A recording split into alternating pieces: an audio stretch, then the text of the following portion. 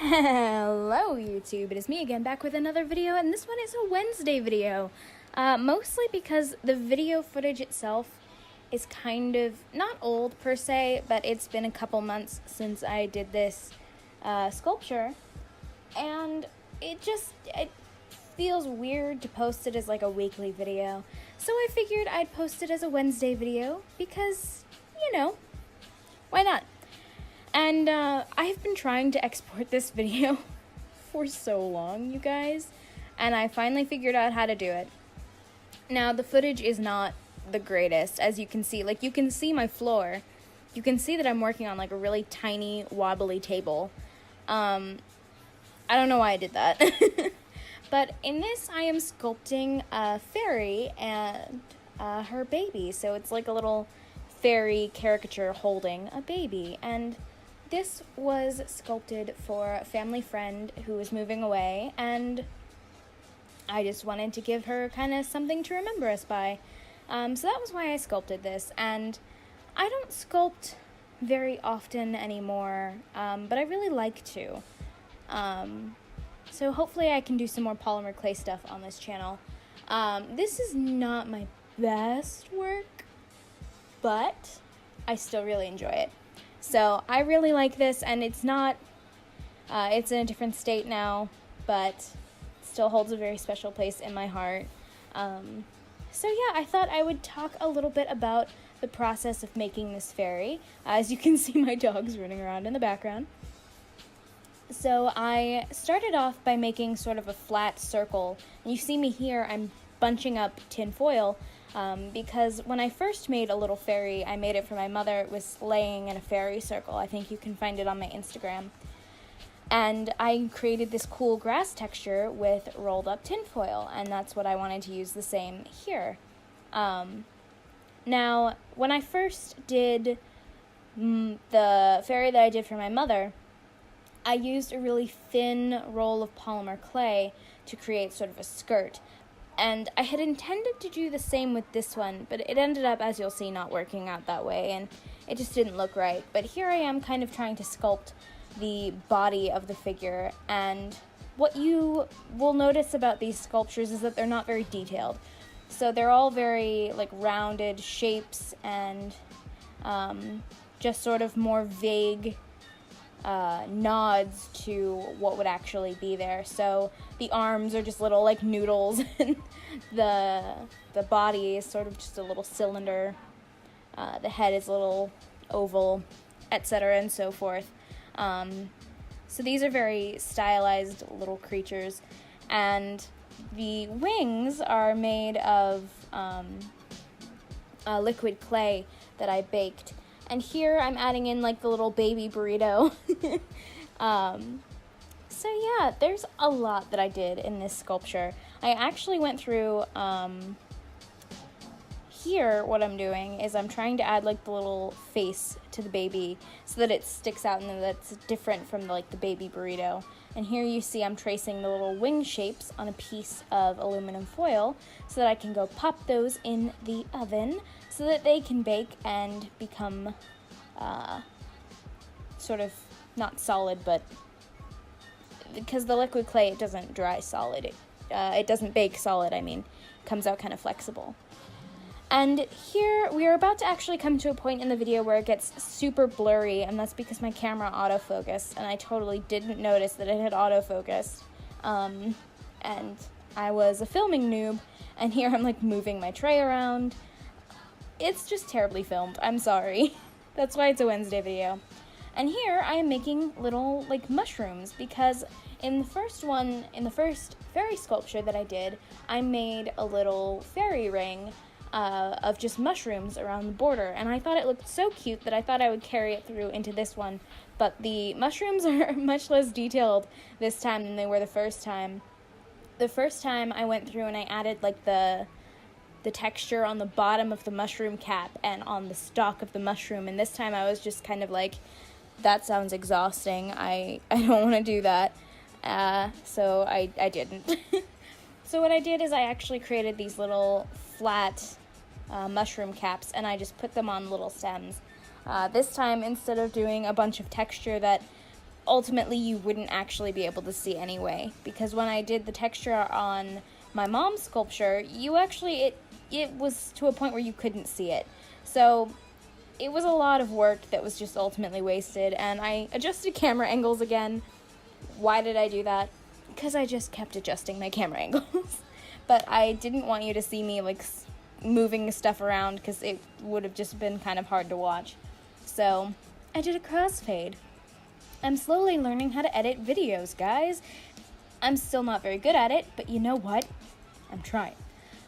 Here, actually what I'm doing is I'm starting to roll really tiny thin snakes for hair, because that's what I did on the first sculpture again, and I really liked that sort of stylized effect where it was these chunks of like hair strands and hair clumps, and they fell pretty naturally, but not super naturally.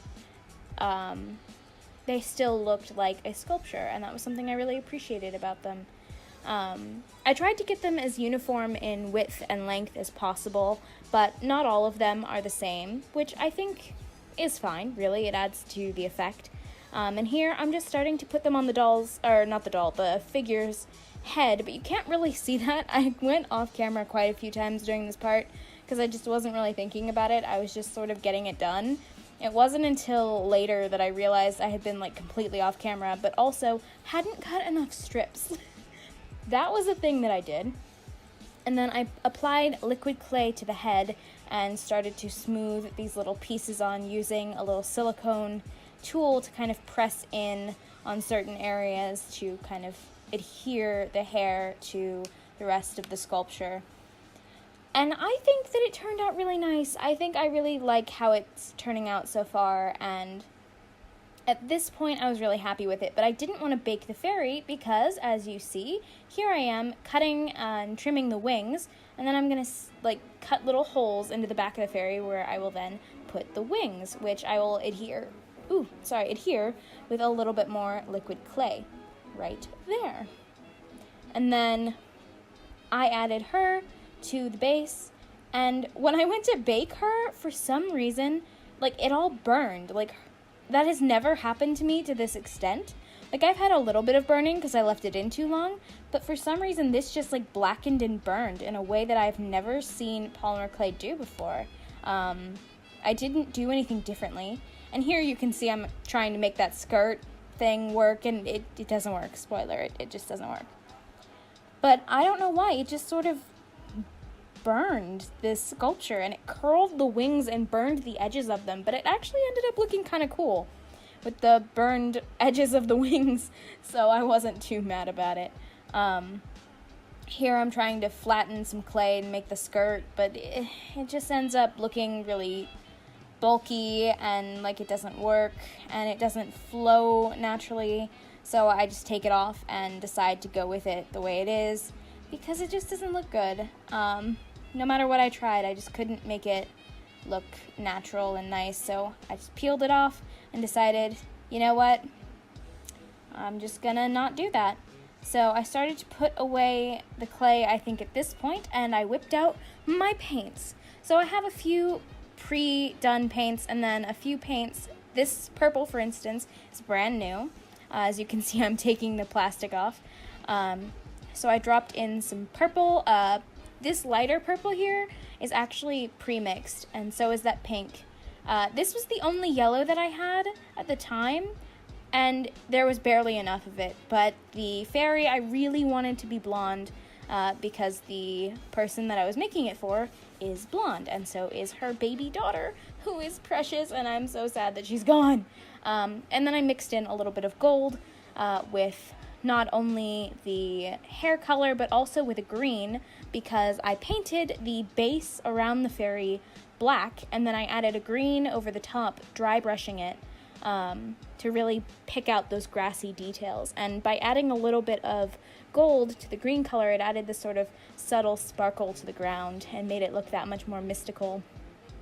And I didn't intentionally paint the mushrooms, I don't think, but I didn't bother not painting them, I think.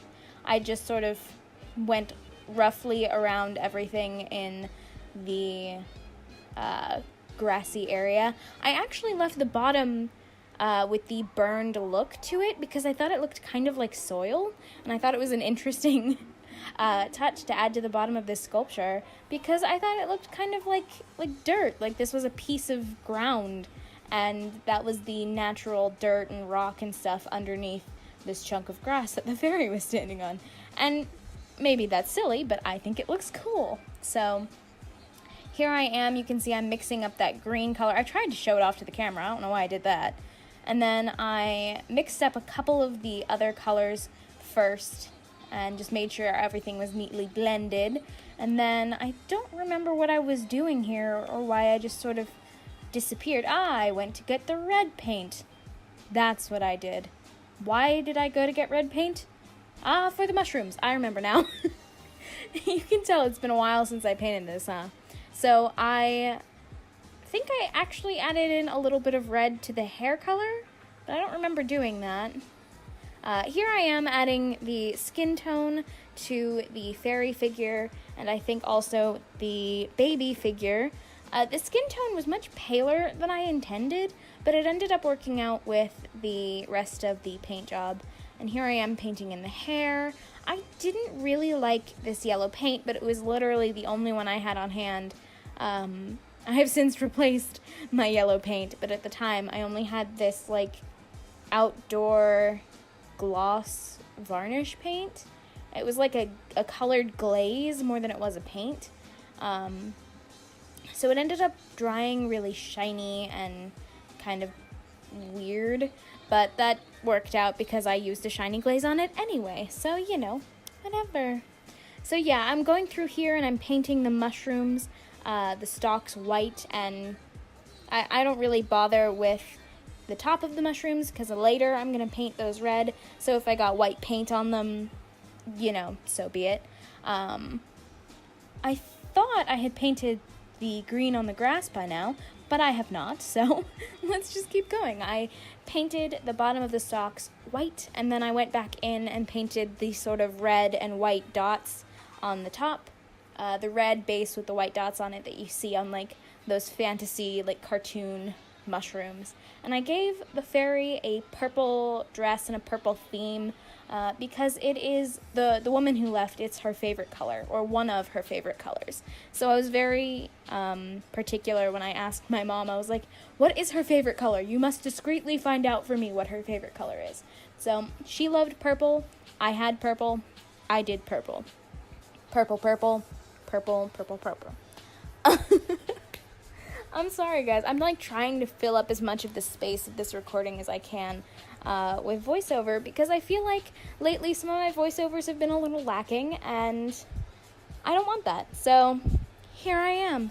I did try to do like the neckline of the fairy, but it was very difficult because there were so many like nooks and crannies in there where one thing I would want it to be one color and the other thing I would want to be a different color. So it was just much harder than I anticipated. But I went in with the flesh tone and I cleaned that up, and as well as giving the baby her skin tone finally. And then I used the lighter purple shade to do the like baby blanket, the baby burrito as I like to call it, around the baby to give it a little bit of a contrast with the fairy itself.